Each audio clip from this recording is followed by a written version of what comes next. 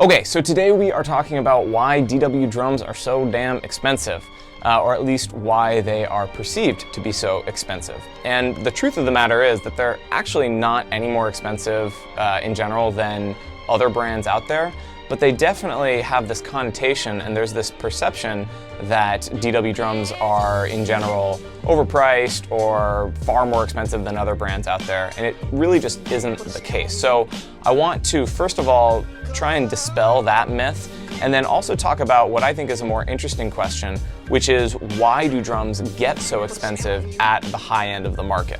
Now, I'm sure it seems at this point like I'm just a DW crusader. Obviously, I've made DW videos in the past. I have 2 DW kits, and it's no secret that I am a big DW fan. But when it really comes down to it, I love all brands of drums. Tama, Mapex, Gretsch, everyone's making amazing drums right now. I just happen to like DW, and this isn't so much a video like defending DW. It's more about kind of stopping the spread of misinformation and dispelling myths. So the myth in question is that DWs are overpriced or at least more expensive than other comparable brands and kits out there. Now, if you think DWs are overpriced, that's a personal opinion and I can't tell you one way or another on that. But we can speak objectively about whether they are more expensive than other drums in a similar caliber. So I think one of the reasons this misinformation spreads is that you'll see like a Gretsch Energy kit out there or a Gretsch Renown for $600 or $1,500, and then all the DW Collector Series kits that you see are all over $2,500 or over $3,000. And so this perception starts to emerge that, oh man, DWs are just super expensive when I can get, you know, a Gretsch or a Pearl for under $1,000.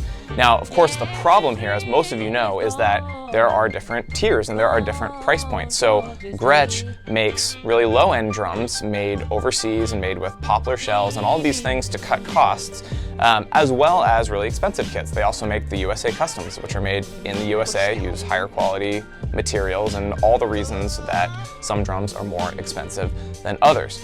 But the problem with DW is that when you get into their lower end budget kits, it becomes PDP. Now, PDP, of course, makes great drums too, but there isn't a DW kit with the DW name under $1,500. It goes down just to the Design Series, which is their $1,500 kit.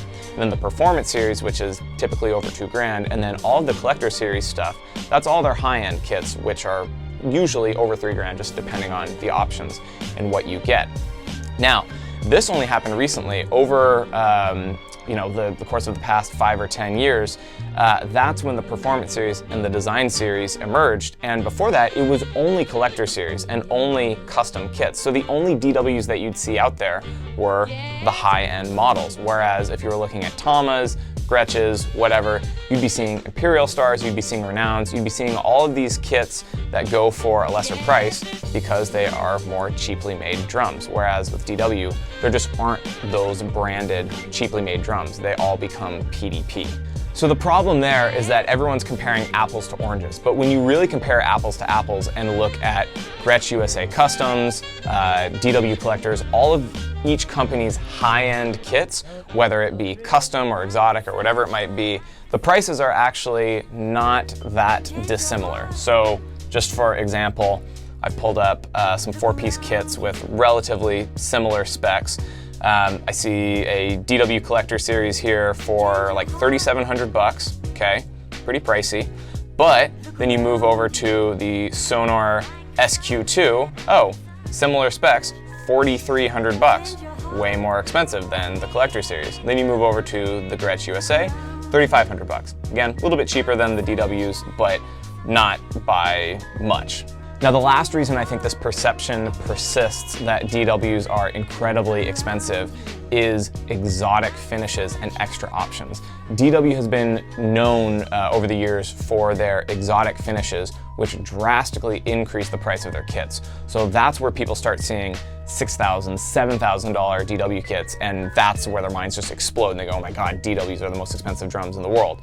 Which again, if you get into SQ2s or any other exotic made kit, typically they're gonna be around the same price. But if you go for an exotic finish, what might have been a $3,500 drum set suddenly jumps to, you know, $5,000 or $6,000 because it's expensive to get all of those exotic woods. So that's what leads to this giant increase in price kind of at this point of diminishing returns at the real high end of customization. Now, I think this point here actually bleeds into the next part of this discussion, which I think is more interesting, and that is the point of why are drums really expensive at the high end, and what is that point of diminishing returns? And what I mean by diminishing returns is that we all know that you can get a really solid drum set for $1,500.